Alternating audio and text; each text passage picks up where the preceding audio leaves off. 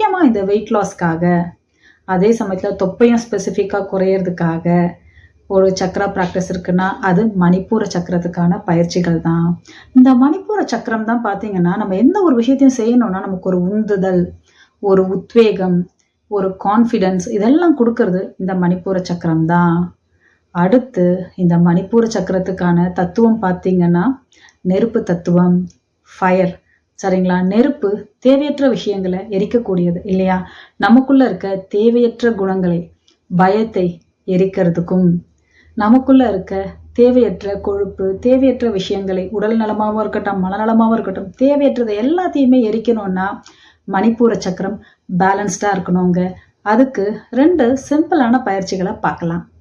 மணிப்பூர சக்கரம் இருக்கிறதுக்கான இடம் நம்மளுடைய தொப்புளுங்க. சில இதில் பார்த்தீங்கன்னா தொப்புளுக்கு கொஞ்சம் மேலே இருக்குது அப்படின்னும் சொல்லுவாங்க. நம்ம கன்ஃபியூஷன் இல்லாமல் எக்ஸாக்டாக நம்ம தொப்புளையே மணிப்பூர சக்கரத்தோட இருப்பிடமாக நம்ம எடுத்துக்கலாம். மணிப்பூர சக்கரத்தோட நிறம் பார்த்தீங்கன்னா மஞ்சள். அப்புறம் அதற்கான பீஜ மந்திரம் ரம், RAM இல்லை RAM, ரம். சரிங்களா? இந்த 2 வச்சு தான் நம்ம இப்போ பண்ண போகிற பயிற்சிகள் இருக்குது. முதல் பயிற்சி பார்த்தீங்கன்னா, நேராக ரிலாக்ஸ்டாக உட்காந்துக்கோங்க. உட்கார்ந்துட்டு உங்களுடைய வலது கையை உங்கள் தொப்புள் மேலே வச்சுக்கோங்க. கண்களை மூடி 2-3 தடவை மூச்சை நிதானமாக இழுத்து விடுங்க.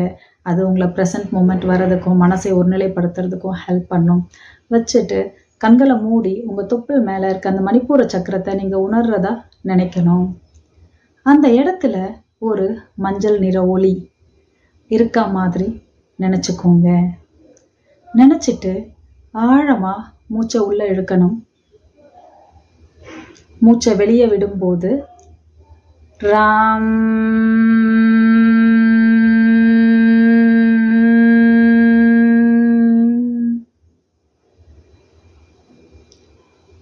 ராம்,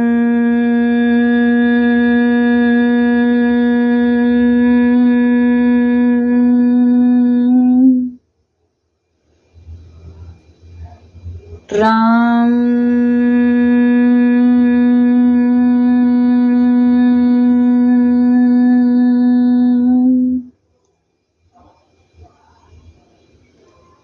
இந்த மாதிரி 3 தடவையிலிருந்து 7, 9, 11 எத்தனை தடவைகள் வேணும்னாலும் அந்த பீஜ மந்திரத்தை பொறுமையாக நிதானமாக உச்சரிங்க.